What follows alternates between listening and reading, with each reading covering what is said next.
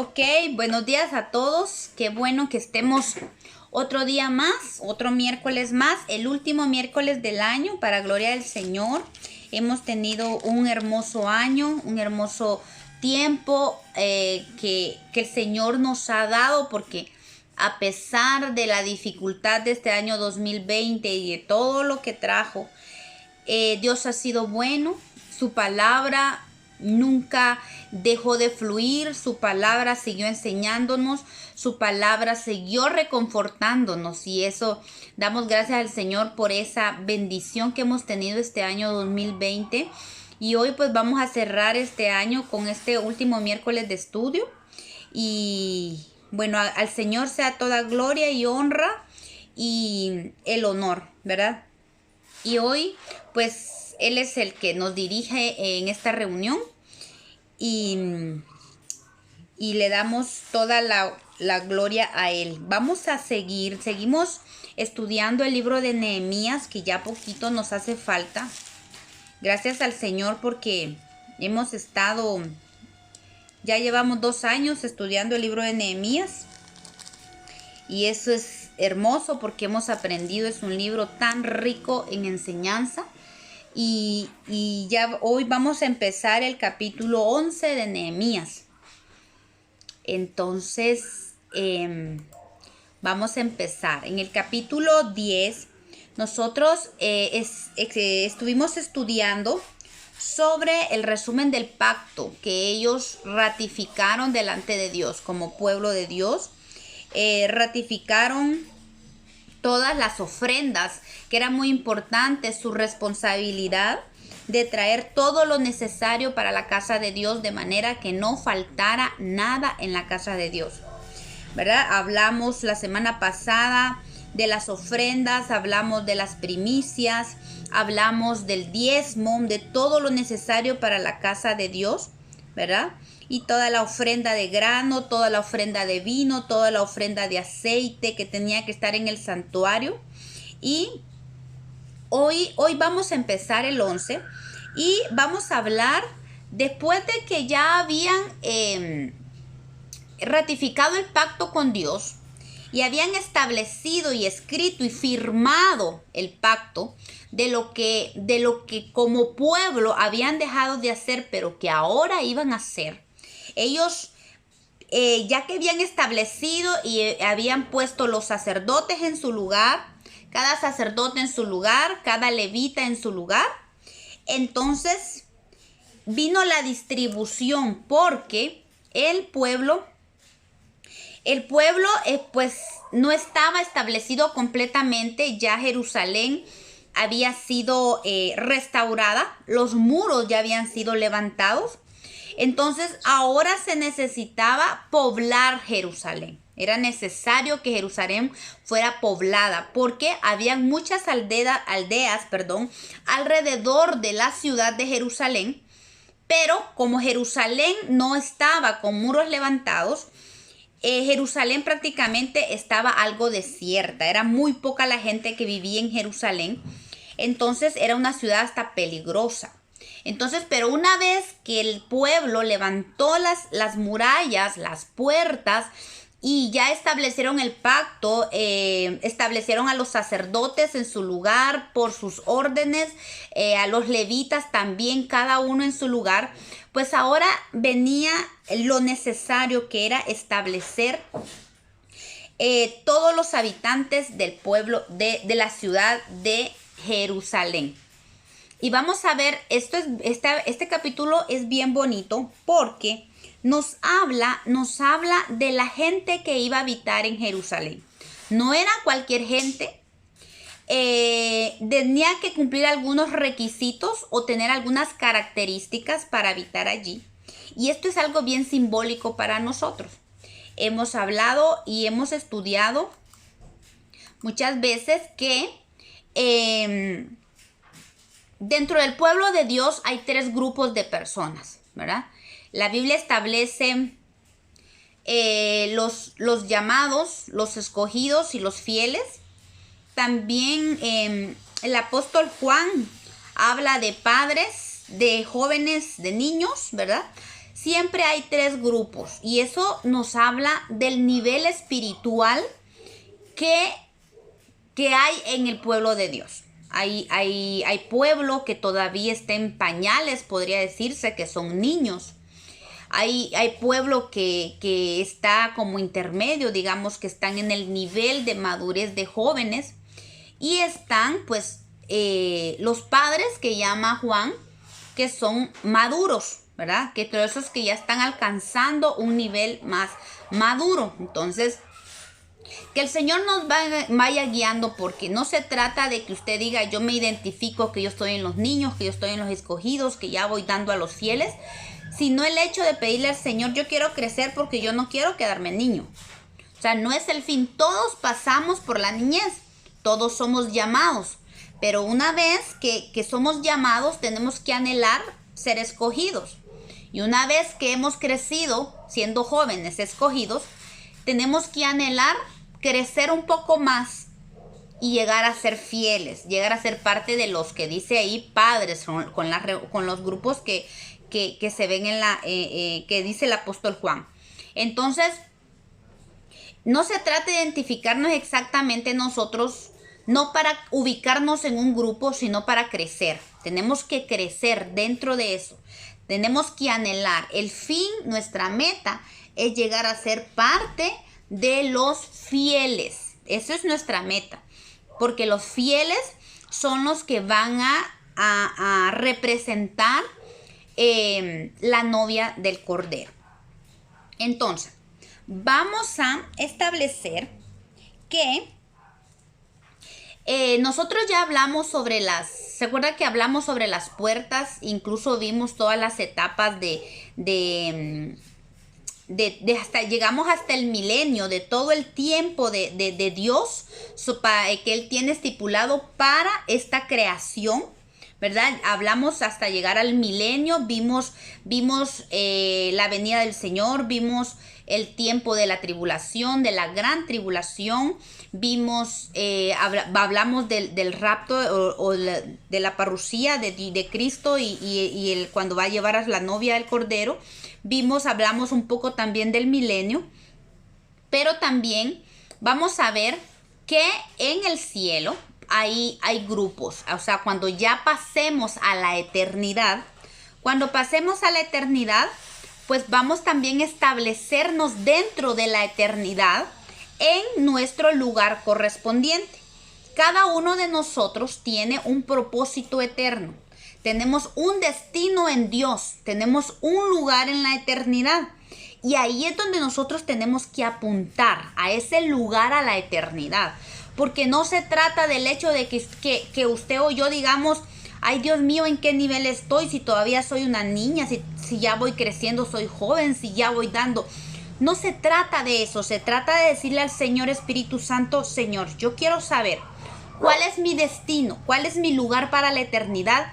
Y esa es mi meta, ahí quiero apuntar, ¿verdad? Como quien agarra una flecha, ¿verdad? Y mira la meta, mira el blanco y apunta a ese blanco.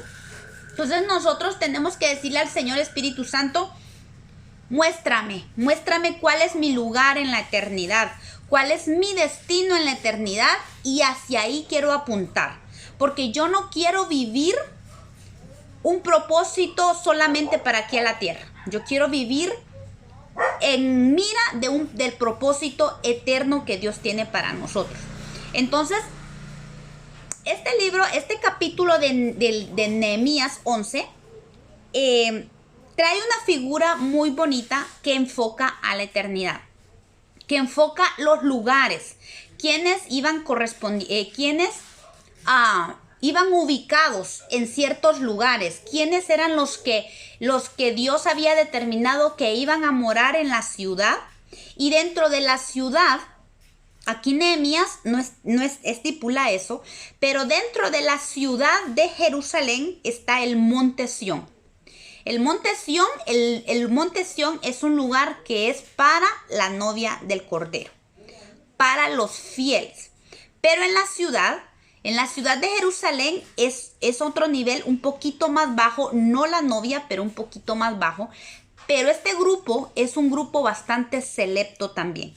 Este libro de capítulo 11 de Nehemías habla de los que van a habitar en la ciudad de Jerusalén y los que van a habitar en sus posesiones fuera de Jerusalén, ¿verdad? Pero eso no significa que están fuera de Israel, de Judá, de Israel, pero están fuera de Jerusalén y ellos están ubicados en sus respectivas herencias, ¿verdad? Pero los que habitan en la ciudad de Jerusalén es un grupo que ha dejado su herencia para habitar allí en Jerusalén. Es un grupo que lo ha dejado todo porque quiere habitar en Jerusalén. Y aparte de eso, pues eso es una revelación ya más aparte, pero no está estipulado aquí. Pero incluso en ese grupo, de ese grupo que vive en la ciudad de Jerusalén, un grupo selecto es el que mora en el monte de Sión, porque el monte de Sión está dentro de Jerusalén. Entonces, ese grupo selecto sale del grupo de los que van a habitar en la ciudad de Dios, que es la Jerusalén. Pues nos vamos a ir a Nehemías capítulo 11. Habitaron, dice Nehemías 11:1, habitaron los jefes del pueblo en Jerusalén, mas el resto del pueblo echó suertes para traer 1 de cada 10 para que morase en Jerusalén, ciudad santa, y las otras 9 partes en las otras ciudades. La versión Dios habla hoy dice así: las autoridades de la nación se establecieron en Jerusalén y el resto del pueblo echó suertes para que 1 de cada 10 familias fuera a vivir a Jerusalén, la ciudad santa, mientras que las otras 9 se quedaron en las demás poblaciones. Hice énfasis en esta versión de Dios habla hoy porque aquí habla de familias, mientras que la Reina Valera habla 1 de cada 10. Pero aquí en la Reina Valera está hablando 1 de cada 10 jefes o líderes de familias. Cuando se hablaba del líder de familia, está hablando de él y su familia, ¿sí? Conllevaba la familia completa. Por eso la versión Dios habla hoy hace como el énfasis de que no solo es el líder, sino también su familia. Y esto es bien interesante, me gusta, porque no es posible que, por ejemplo, nosotros o cualquier cristiano digan, es que la salvación es individual. Yo voy a la iglesia, pero si mis papás, mi esposo, mi esposa, mis hijos no quieren, allá ellos. Y yo veo aquí, en esta palabra, que era el jefe de la casa paterna y la familia. El líder y la familia. O sea, yo, como dijo Josué, yo y mi casa. Josué nunca dijo, yo voy a servir a Dios y mis hijos, pues que vean qué hacen si que ellos decidan. No, Josué, como líder de su casa, como cabeza de su casa, él dijo, yo y mi casa. No sé si Josué les preguntó, pero él dijo, yo ya determiné que yo y mi casa, mi familia completa, serviremos al Señor. Y eso es una bendición y eso es la meta. Yo creo que eso es lo que nuestro hermano pastor habla de tener una mente profética, de trabajar en lo profético de Dios. Porque no se trata, yo voy a ser salvo y bueno, si mi esposa o mi esposo quiere, pues yo no sé, va, que vea. Y es triste escuchar, aunque la salvación es individual, obviamente la intimidad es personal delante de Dios, pero la promesa no es individual. La promesa es de familias.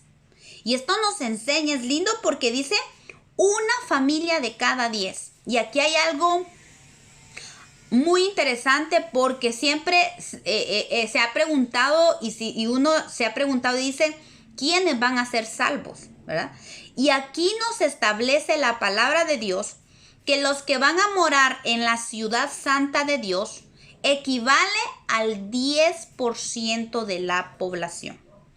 El 10% de las familias, dice la versión Dios habla hoy, el 10% de las familias fueron establecidas en Jerusalén. Y entonces esto nos habla de que Dios siempre está demandando de nosotros el diezmo. Es que el 10% es suyo. Por eso es importante que nosotros aprendamos a dar el diezmo. La semana pasada hablábamos de las ofrendas y hablábamos del diezmo. Porque si nosotros somos responsables en darle a Dios lo que le corresponde y le damos el diezmo a Dios, ese 10% que Él lo demanda, estamos trabajando para ser nosotros mismos, convertirnos nosotros en diezmo. Porque nosotros queremos ser parte de ese 10% que va a vivir en la ciudad santa. Entonces hay una responsabilidad y una demanda. Pero es importante que nosotros aprendamos a ser responsables con el diezmo para que nosotros podamos pensar y pedirle a Dios ser parte de ese 10% que aquí está estipulado, está bien claro. Dice 1 de cada 10 familias. El 1 de 10 es el 10%, ¿verdad? Si lo ponemos en 100, en un ¿cómo se llama eso? Lo transformamos en un 100%, está hablando del 10%. 1 de cada 10 es el 10%. Dice que el 10%, y esto que habla la palabra de Dios, ojo, cuando dice aquí que se echó suertes, ¿verdad? No significa que aquí vino y tiraron la ¿cómo se llama eso? ¿Cómo les digo? Eso de echar suertes no es que van a agarrar la moneda, ¿va? ¿Cómo es? Cara o cruz.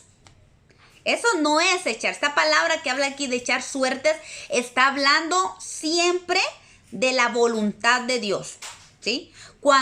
Era como cuando consultaba el sacerdote a Dios y dice que echaron suerte.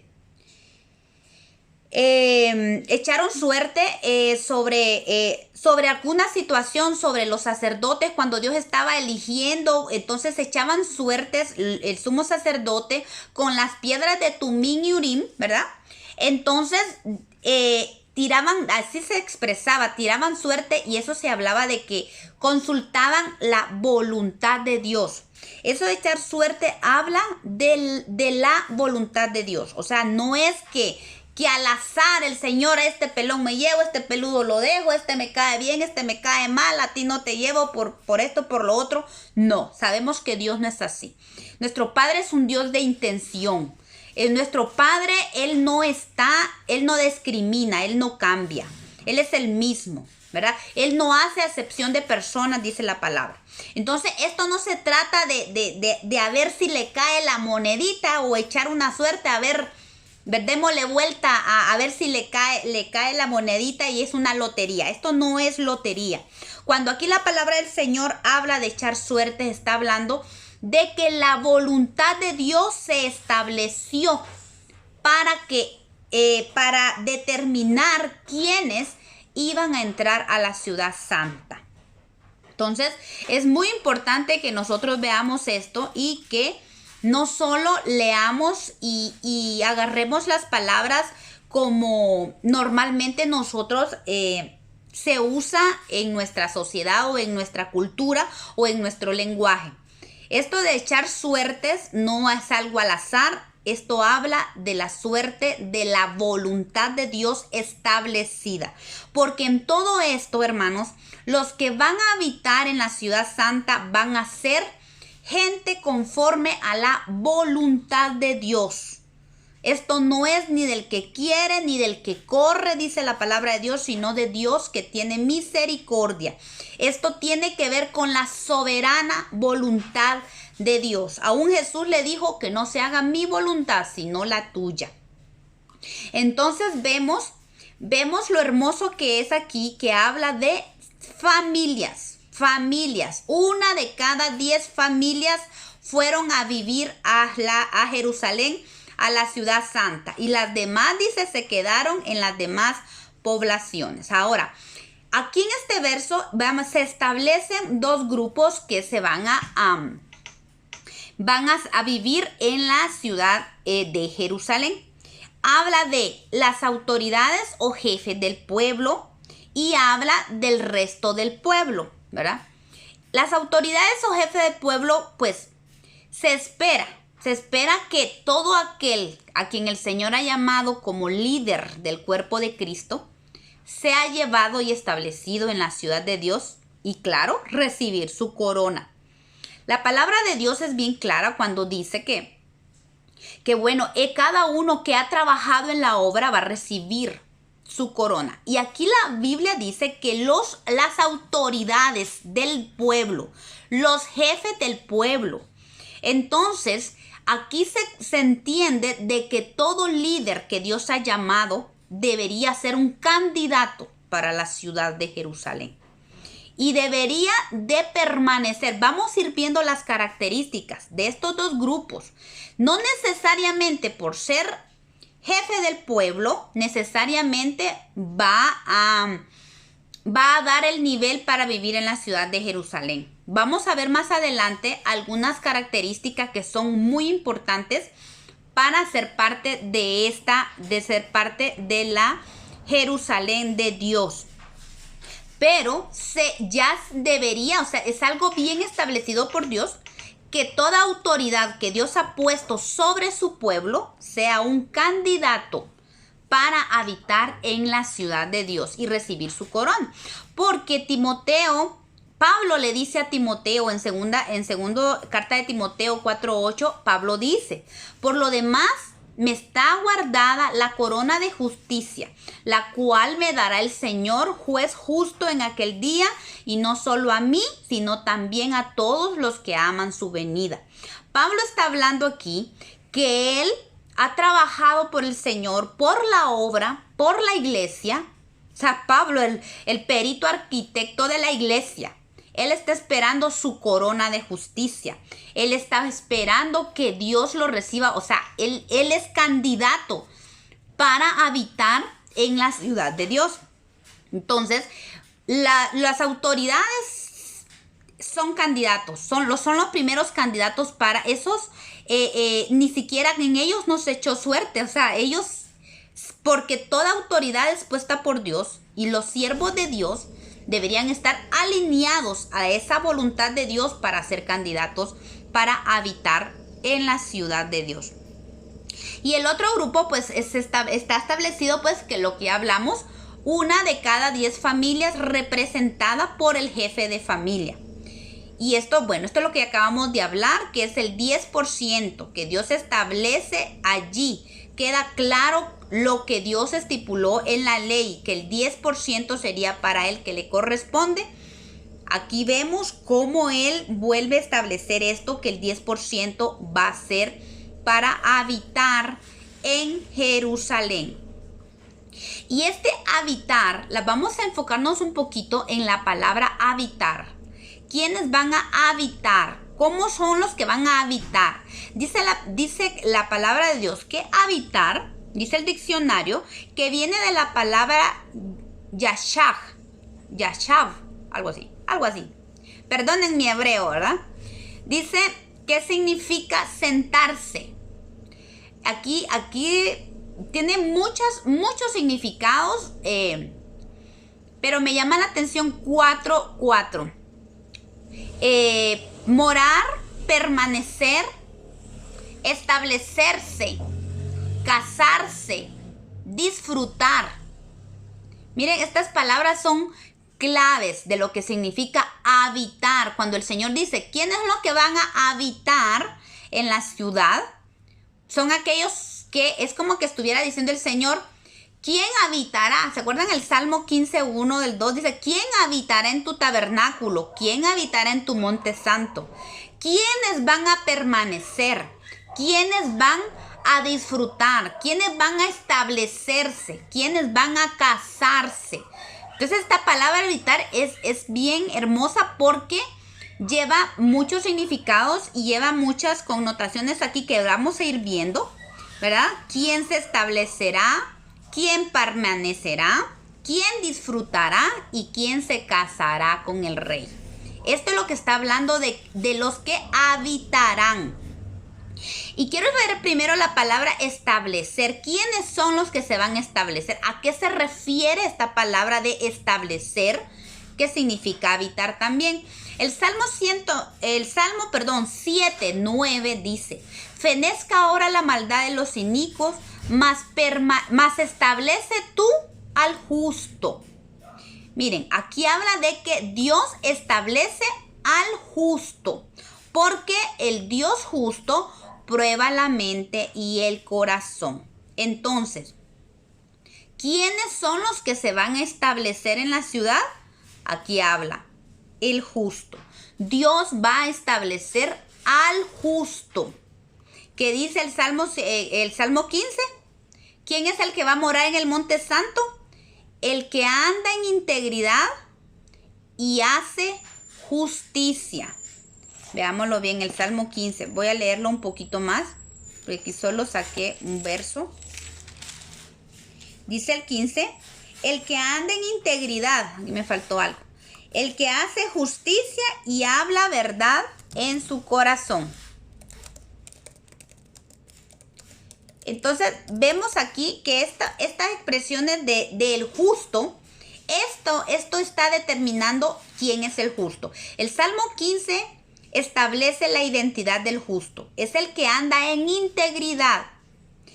Otra versión dice el que camina sin tacha, aquel cuya vida no es encontrado tacha alguna. Es aquel que hace justicia. El justo es el que hace justicia. El justo es el que habla verdad en su corazón. Y vean que esto es muy importante, establecer que los que se establecen, en la ciudad, los que se van a establecer en la ciudad santa, tienen que ser justos. Y el justo habla verdad en el corazón. ¿Qué significa esto? Aquí no está hablando de hablar verdad con la boca, aunque lo incluye. Pero muchas veces yo puedo estar diciendo verdad con mi boca, pero no necesariamente haya verdad en mi corazón. Entonces, lo más importante es que el justo no solo hable verdad, sino que el justo tiene que hablar verdad en su corazón. De su corazón tiene que emanar la verdad. Porque cuando yo con mi boca hablo o establezco una verdad, pero en mi corazón no creo esa verdad, estoy siendo una hipócrita. ¿Sí? Eso se llama hipocresía.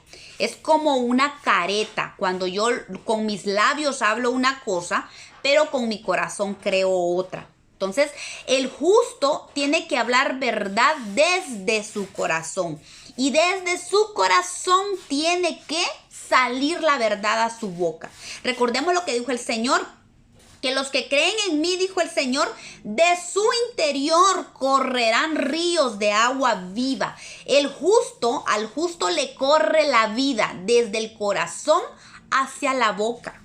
Además, Jesús dijo que de la abundancia del corazón hablaba la boca. Por eso es importante. El hipócrita, vemos que el hipócrita puede pensar una cosa en su corazón y hablar otra.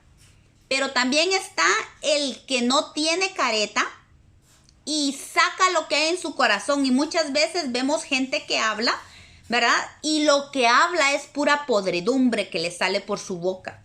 Es increíble cuando uno puede escuchar hablar personas que hablan y solo sacan mucha suciedad por su boca. Porque Jesús dijo que de la abundancia del corazón habla la boca. Dice, porque del corazón salen los homicidios, las mentiras, los adulterios, la fornicación, la envidia.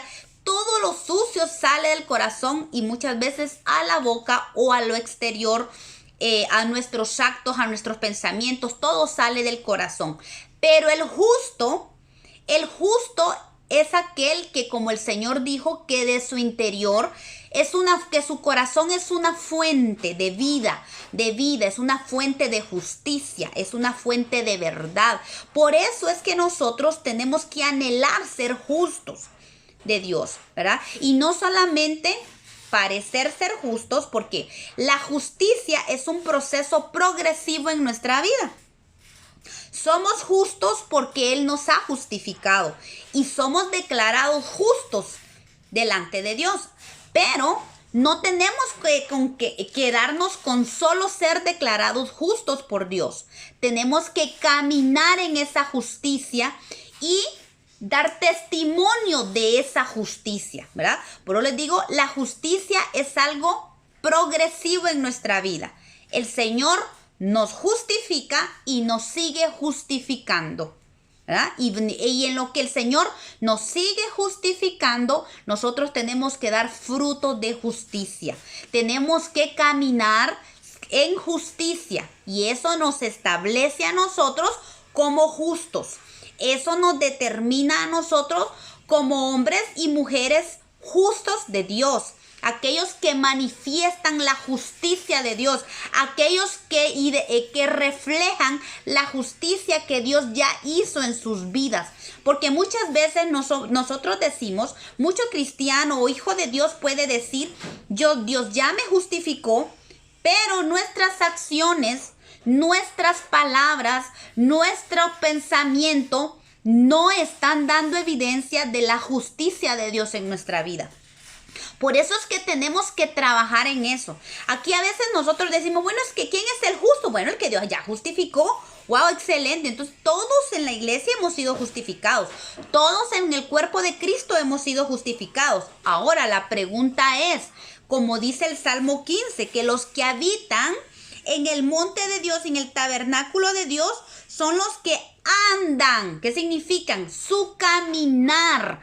En su caminar van dando evidencia, van dando testimonio de la justicia. ¿Cómo? ¿Cómo van dando evidencia de que en realidad son justos? Andan en integridad, dice. Y van haciendo la justicia, ¿verdad? Todo es tan hermoso cuando Dios va creando en nosotros, va aumentando la justicia en nosotros, que llegan momentos en nuestra vida que nosotros no soportamos la injusticia. Y ahí es donde nosotros vamos viendo cómo Dios va obrando en nosotros.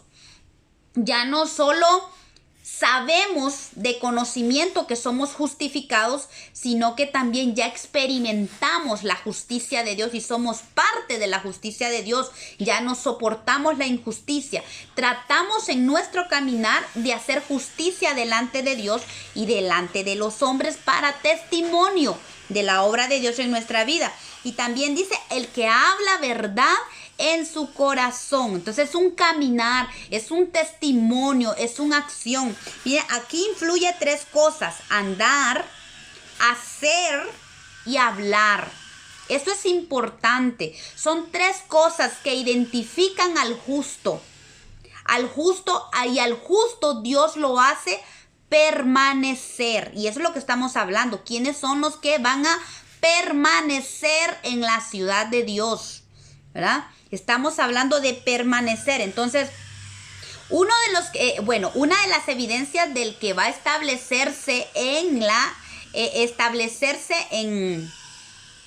la ciudad de Dios es al justo, porque dice, el Dios establece al justo porque Él es un Dios justo y prueba la mente, dice aquí el Salmo, y el corazón. Entonces tenemos que entender que no son los justos a su propia, a su propia conveniencia o a su propia manera de pensar. Muchas veces nosotros creemos que somos justos. Y si el Señor nos pone en la balanza, resultamos más faltos, ¿verdad? ¿Se acuerdan? Eso me recuerda a la historia de Belsasar, el nieto de Nabucodonosor, cuando Daniel le dice, has sido pesado y has sido hallado falto. Muchas veces nosotros nos creemos justos, pero pasa que posiblemente no lo somos. ¿Por qué? Porque la Biblia dice que los verdaderos justos han sido probados por el Señor, porque Dios prueba, dice, la mente y prueba el corazón. Cuando pasamos la balanza de Dios, entonces Él es el que determina si nosotros somos justos o no. Como les digo, como hablamos, que los que van a establecerse en la ciudad de Jerusalén son aquellos conforme a la voluntad de Dios. Es Dios el que determina, es Dios el que prueba la mente y el corazón, y Él es el que determina quién es justo y quién no lo es. O más que todo, quién caminó al final de su vida en justicia y quién no termina su vida en justicia. Porque a veces, como el pastor habla mucho de eso, que no se trata de cómo uno inicia, se trata de cómo uno termina.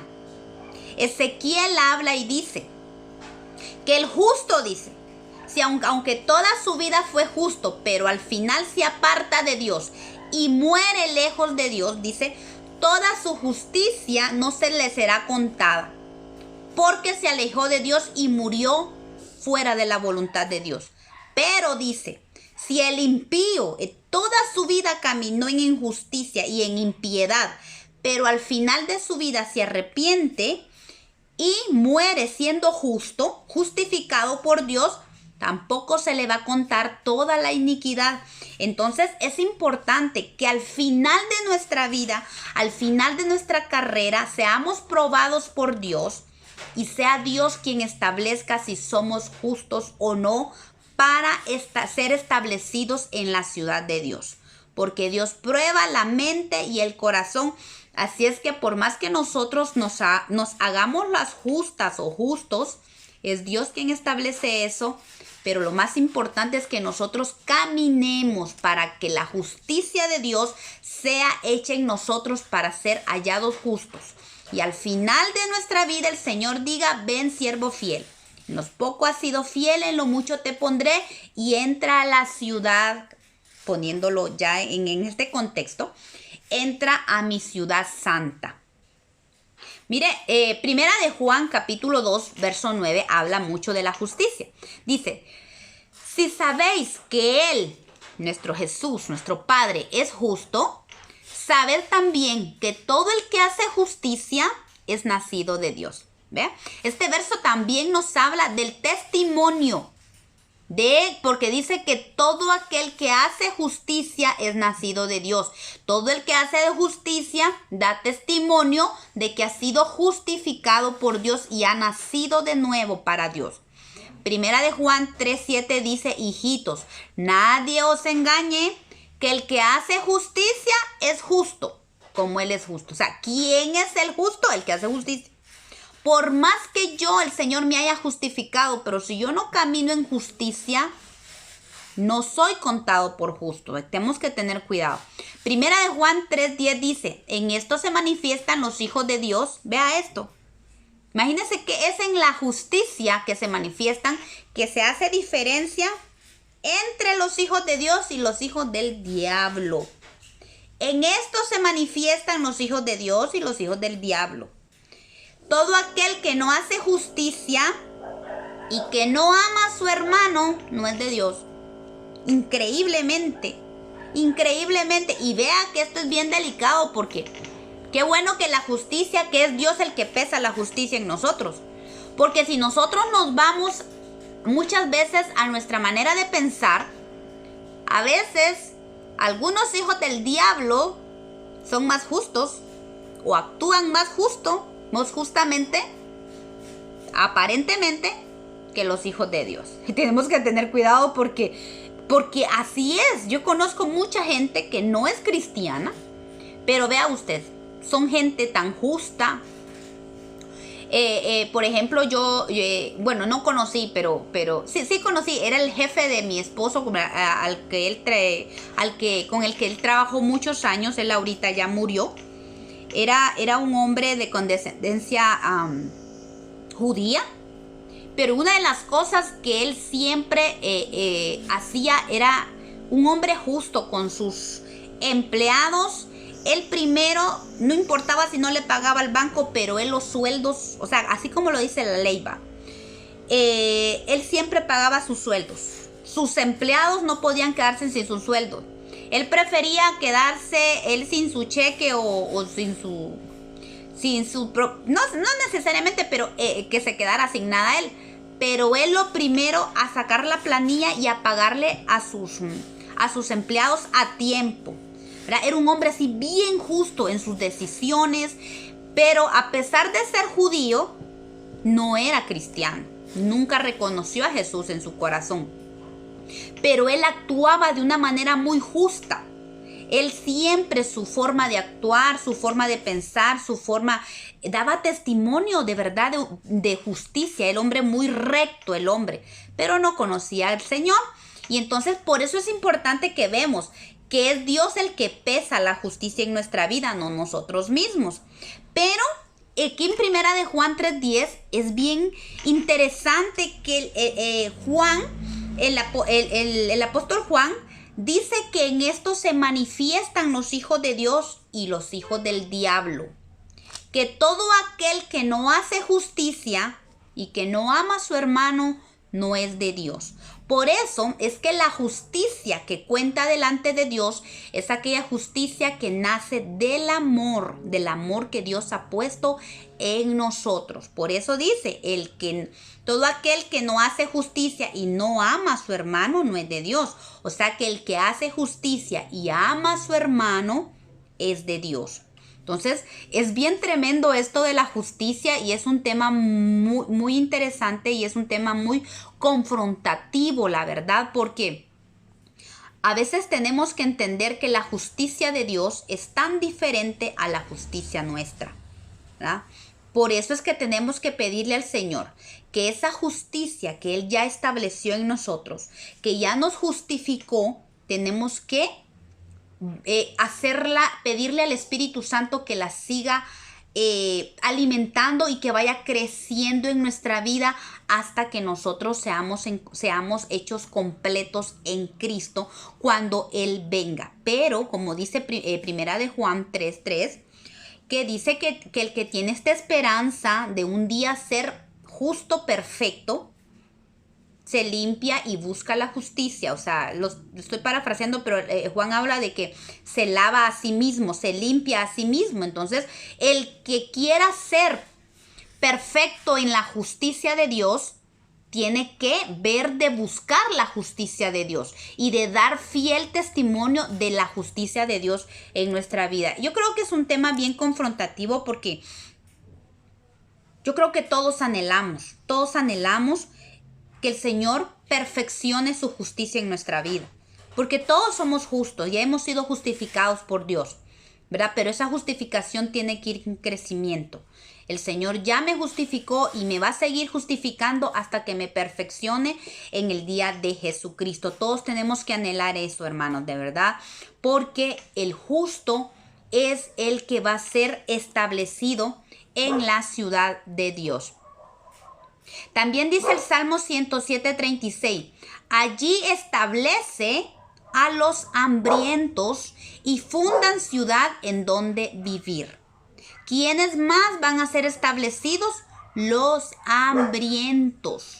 Jesús dijo, bienaventurado el que tiene hambre y sed de justicia, hambrientos. Miren, mis amados hermanos, para ser candidatos, para ser establecidos en la ciudad de Dios, tenemos que tener esa peculiaridad, ser hambrientos. ¿Hambrientos de qué?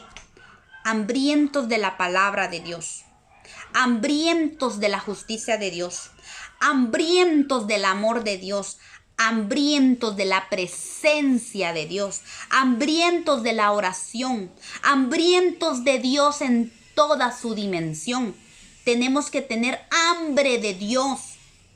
Pero el cristiano que va a la iglesia un día, o escuchó un mensaje un día, pero no leyó la palabra un día, 2 días, 3 días, 4 días, llega un momentito de que el hambre como que se le va quitando. Y ya no tiene hambres más. Y eso es bien delicado, hermano. Tenemos que permanecer con hambre. Con hambre todo el tiempo, con hambre. Porque dice la palabra de Dios, bienaventurado el que tiene hambre y sed de justicia. ¿Por qué? ¿El Señor lo va a dejar con hambre? No, vamos a ser saciados. Pero tenemos que seguir con esa hambre. Así como usted y yo nos levantamos y nos da hambre, desayunamos. Pasa un tiempo mientras esa comida está siendo digerida en nuestro estómago, ¿verdad? Y está siendo dividida, los nutrientes para aquí, la grasa se echa, los desechos para acá. El cuerpo está digiriendo la comida. Llega un punto de que deja de digerir los alimentos que comimos en el desayuno y ya para el almuerzo tenemos otra vez hambre. Y entonces volvemos a comer. Y ese proceso lo hacemos nosotros 3 veces al día, a veces hasta 5. Hay personas que hasta refacciones tienen 5 porciones diarias de alimento. Entonces, ¿pero qué significa? Que esa hambre es constante. Tenemos hambre, somos saciados, tenemos hambre, somos saciados, tenemos hambre, seguimos saciándonos y seguimos teniendo hambre hasta que nos muramos. Y a veces algunas nos pasamos de hambre y comemos más de lo que deberíamos y hasta por eso nos ponemos gorditas. Pero esa es otra cosa. Pero el hambre del Señor, tenemos que permanecer con hambre, hermanas, de verdad, hambre de la presencia de Dios. El Señor ha estado enseñando en los últimos meses. Yo he estado aprendiendo mucho de eso. Yo sé que muchas de ustedes también. Del hambre de la presencia de Dios. Es que no solo se trata. Sabemos que la presencia de Dios está en nosotros. Sabemos que Él prometió que iba a estar con nosotros todos los días hasta el fin del mundo.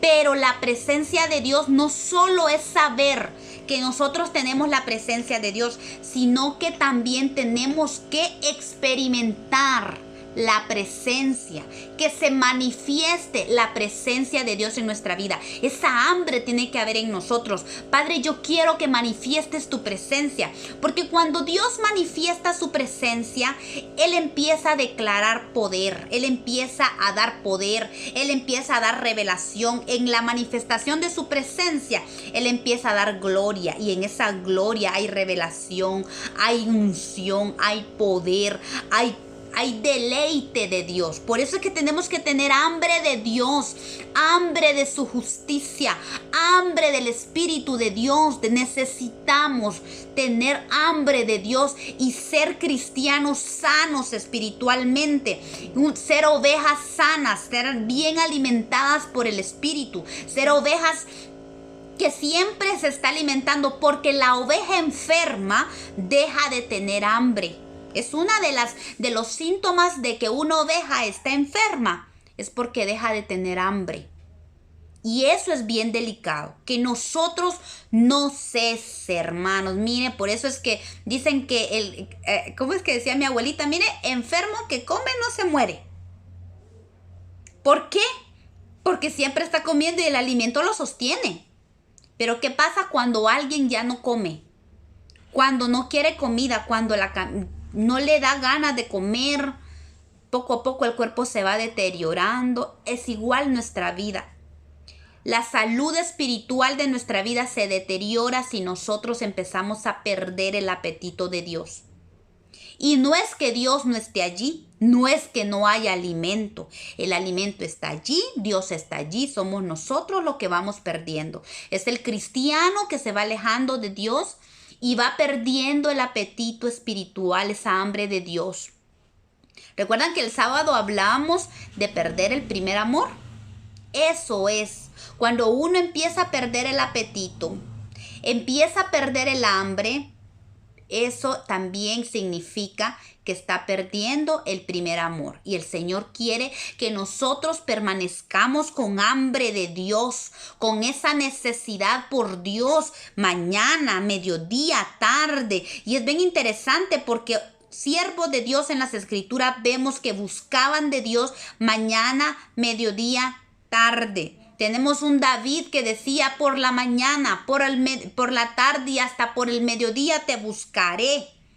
Daniel oraba 3 veces al día, ¿verdad? Y esto que vea, Daniel no era cualquier hombre. Daniel no era un hombre desocupado para decir, es que como Daniel de plano no tenía que hacer, ¿verdad? Solo era el gobernador de Babilonia. Solo era un hombre súper, mega, hiper ocupado.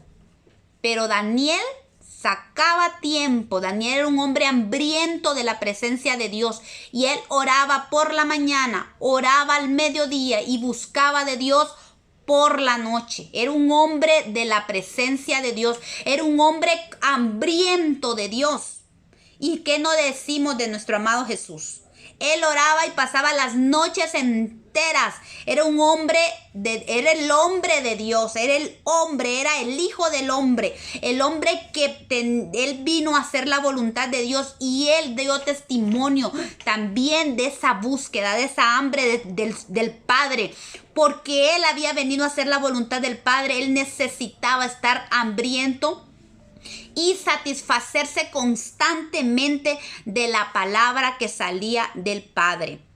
Incluso el Señor mismo le dijo a Satanás, no solo de pan vive el hombre, sino de toda palabra que sale de la boca de Dios. A él le satisfacía la palabra de Dios, porque en todo tiempo estaba en contacto con el Padre. Entonces miren qué interesante es saber que son establecidos en la ciudad de Dios los hambrientos. Hambrientos de Dios, hambrientos de su presencia, hambrientos de la revelación de Dios, hambrientos del poder de Dios, hambrientos del deleite, de la presencia, de estar en esa intimidad con Dios, de eso que solo satisface en su presencia. Necesitamos ser hambrientos. Así es que todos los que van a ser establecidos en la ciudad de Dios son gente justa, gente hambrienta de Dios. Amén. Y otra palabra que vamos a ver es la palabra permanecer. También permanecer es palabra que significa habitar. Habitar también significa permanecer. Proverbios 10:25 dice, como pasa el torbellino hacia el malo, no permanece, mas el justo permanece para siempre. Vea, aquí vuelve a hablar del justo, que el justo no solo es establecido, también permanece.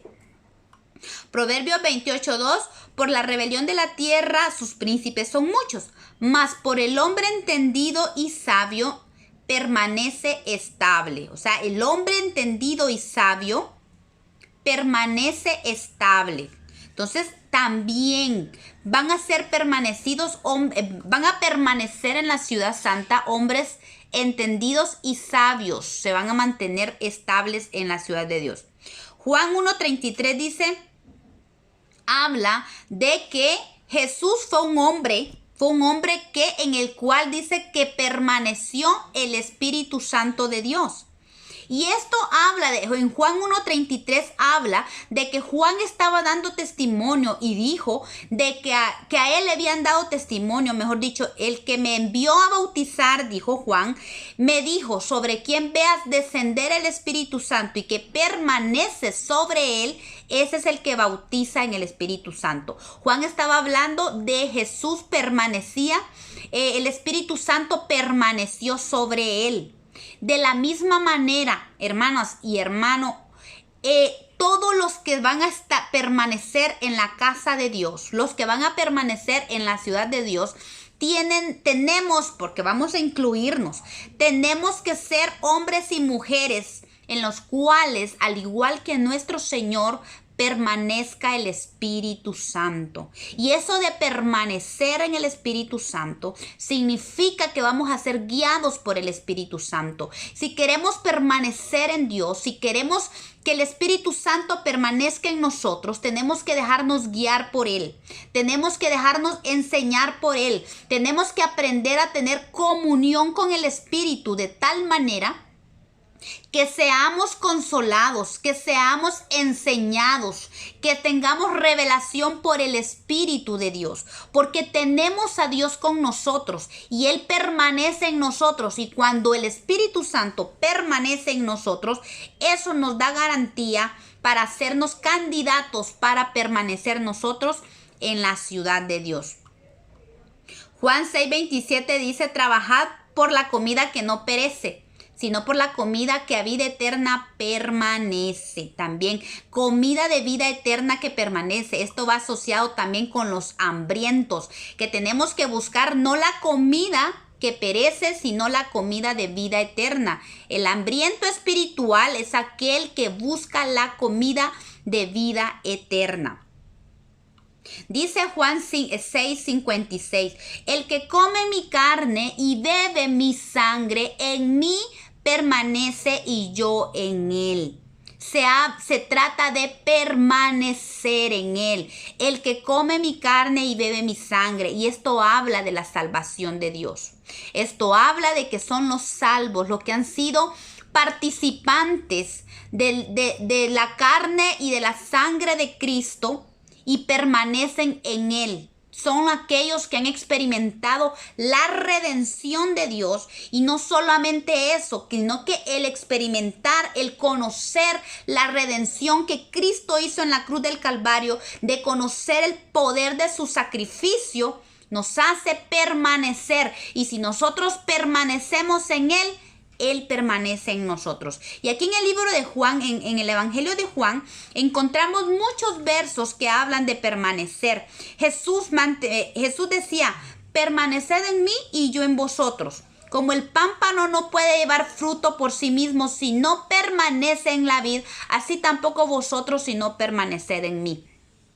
Todos los que permanecen en Jesús, todos los que permanecemos, los que necesitamos y anhelamos permanecer como los pámpanos tomados de Cristo, unidos a la vid, son los que van a ser candidatos para el reino de Dios, ¿verdad? Para la ciudad de Dios, permanecer en Él. Y no solo esto, porque cuando nosotros permanecemos en Él y Él en nosotros, nosotros entonces llevamos fruto.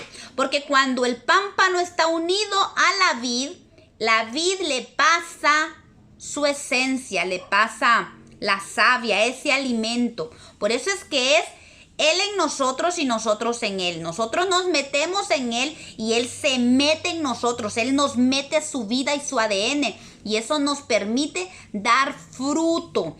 Recordemos lo que hablábamos al principio de los grupos que hay en la iglesia, los que dan fruto, más fruto y mucho fruto. Y eso solo permaneciendo en Él vamos a llevar fruto. Y si permanecemos en Él, eso nos va a dar la garantía para que nosotros permanezcamos o habitemos en la ciudad de Dios. Y aquí hay varios versos que hablan el Evangelio de Juan, en el capítulo 15, habla mucho de permanecer en Él y la importancia de que habló nuestro amado Señor, de que nosotros seamos fieles y que permanezcamos en Él, porque dice que el que no permanece va a ser echado fuera.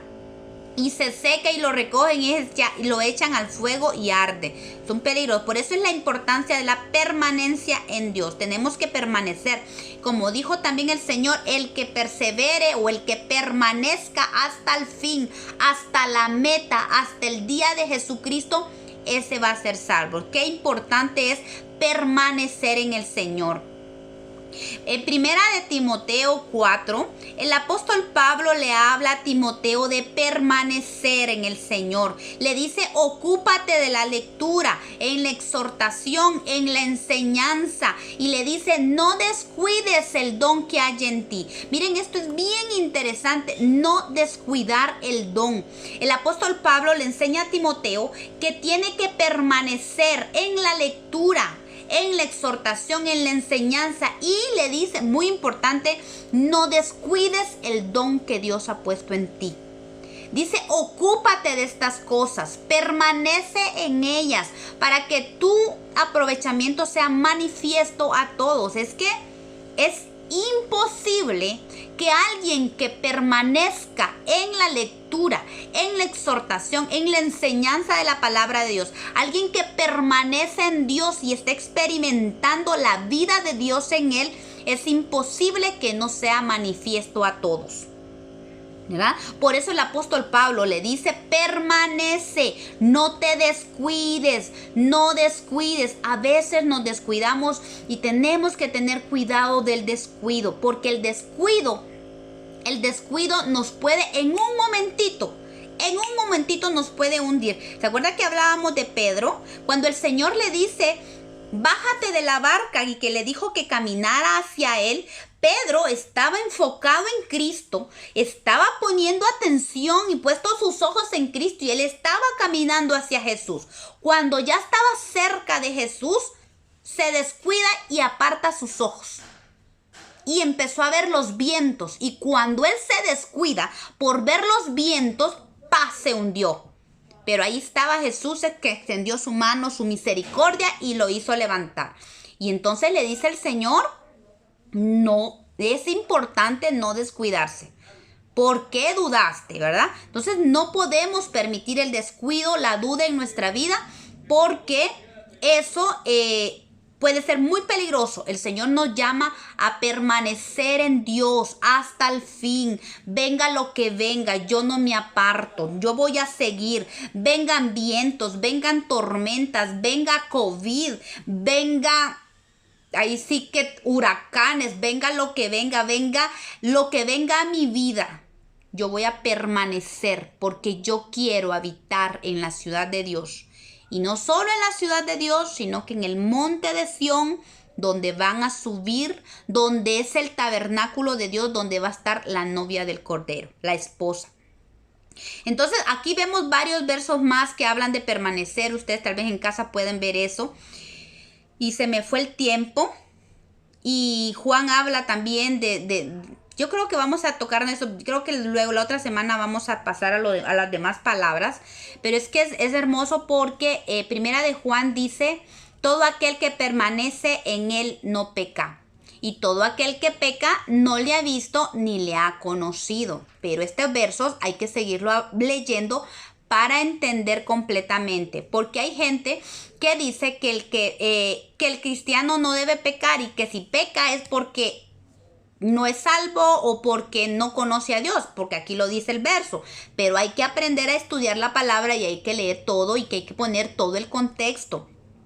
Si nosotros seguimos leyendo, vamos a ir entendiendo a lo que el apóstol Juan está hablando del que permanece en él no peca. Sigue diciendo en el verso 7: hijitos, nadie os engañe. El que hace justicia es justo como él es justo. Vean, volvemos otra vez a la justicia.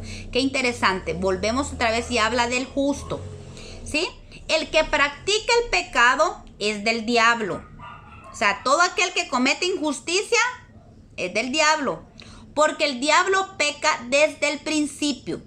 Pero para esto apareció el Hijo de Dios, para deshacer las obras del diablo. Pero mire lo que dice el 9.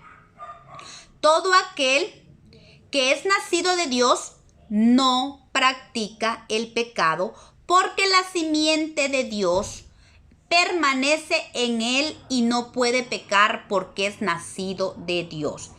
Esto, si nosotros lo entendemos y lo englobamos aquí, entendemos que el que permanece en Dios, todo aquel que está permaneciendo en Dios y quiere, no peca o no practica el pecado. Esto es importante que lo entendamos. Se trata de no tanto de no pecar literalmente como dice aquí, sino que dice no practica el pecado. ¿Qué significa eso? No significa que usted no peca, porque el mismo, Pedro es el que dice: hijitos míos, para esto os escribo, si alguno peca, abogado tiene para con Dios. Pero cuando algo aquí está hablando de no practicar el pecado. O sea, ¿qué significa esto? No significa que yo no peco. Significa que yo no practico el pecado. Tal vez, por ejemplo, yo en algún momento jugué fútbol cuando era niña. Agarré una pelota y empecé, y según yo metí gol o no metí gol, no sé. Pero jugué fútbol, pero no lo practiqué. Y nunca, yo no puedo decir solo porque una vez jugué fútbol, no puedo decir que soy una futbolista y que practico el fútbol. No, lo jugué alguna vez de niña, incluso hasta me caí y me raspé. Pero yo no seguí jugando fútbol. Entonces significa que yo no soy futbolista. De igual manera, usted puede pecar, yo puedo pecar, todo hijo de Dios puede pecar. La cuestión es, primero, no quedarse tirado allí en ese pecado y culpándose. No, levantarse y saber que para eso está la sangre de Cristo, que tenemos abogado en Cristo. Pero no seguirlo practicando, porque ahí está el problema. Porque dice que el que es nacido de Dios no practica, no sigue practicando, no sigue actuando, no sigue en ese mismo pecado. Por eso es que se habla que el arrepentimiento, cuando nosotros pecamos y hay un genuino arrepentimiento, tiene que haber un cambio radical de dirección. No practique el pecado porque la simiente de Dios permanece en él. La simiente de Dios que está en nosotros, esa es la que no puede pecar. Porque Él es santo. Esa simiente que está en nosotros, esa simiente es la que no peca. Nosotros sí podemos pecar. La simiente de Dios que está en nosotros es la que no peca. Pero nosotros hemos nacido de Dios. Así es que se trata de no practicar el pecado, no quedarnos. Porque algo que se practica ya es algo que es un vicio. Y eso ya se vuelve una iniquidad. Y ya eso tenemos, como hijos de Dios, tenemos que alejarnos de la iniquidad y tenemos que echar fuera la iniquidad de nosotros. Entonces, para cerrar el estudio de hoy vimos prácticamente que los que habitan en la ciudad santa es un grupo selecto, es un 10% del pueblo de Dios, son los que habitan. Son los que se establecen, son los que van a establecerse en la ciudad de Dios. ¿Quiénes son los que van a establecerse?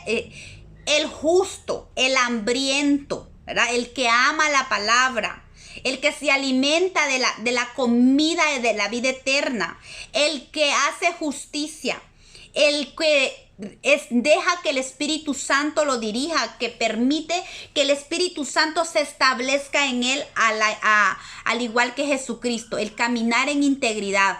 Estamos hablando de establecerse en la ciudad de Dios y permanecer en Cristo. Tenemos que permanecer. Queremos ser candidatos. No sé usted, pero yo sí, yo quiero ser parte de este 10% y de ese 10% ser parte de esa novia. Pero yo quiero permanecer en el Señor. Yo quiero ser establecido en el Señor. Yo quiero vivir en justicia. Yo sé que usted también. Queremos vivir en justicia. Queremos que la justicia sea perfeccionada en nosotros. Queremos ser establecidos y ser hambrientos, permanecer hambrientos de Dios. Permanecer unidos al Señor, ser llenos del Espíritu Santo, ser guiados por el Señor, buscar ese alimento eterno. Hemos sido parte de su salvación, por lo cual tenemos que permanecer en Él para que llevemos fruto, más fruto y mucho fruto, ¿verdad? Tenemos que permanecer, al igual que Timoteo, en la lectura, en la exhortación, en la enseñanza. No debemos descuidar el don que Dios nos ha dado. No debemos descuidar nuestro primer amor con el Señor. Tenemos que ocuparnos de todas estas cosas, dice el apóstol Pablo. Y también, por último, no permanecer en el pecado. No practicar el pecado, sino permanecer en Dios, porque hemos nacido de Dios y para Dios. Y nuestra meta, nuestro fin, la vida eterna, la ciudad de Dios, la Jerusalén de Dios. Amén.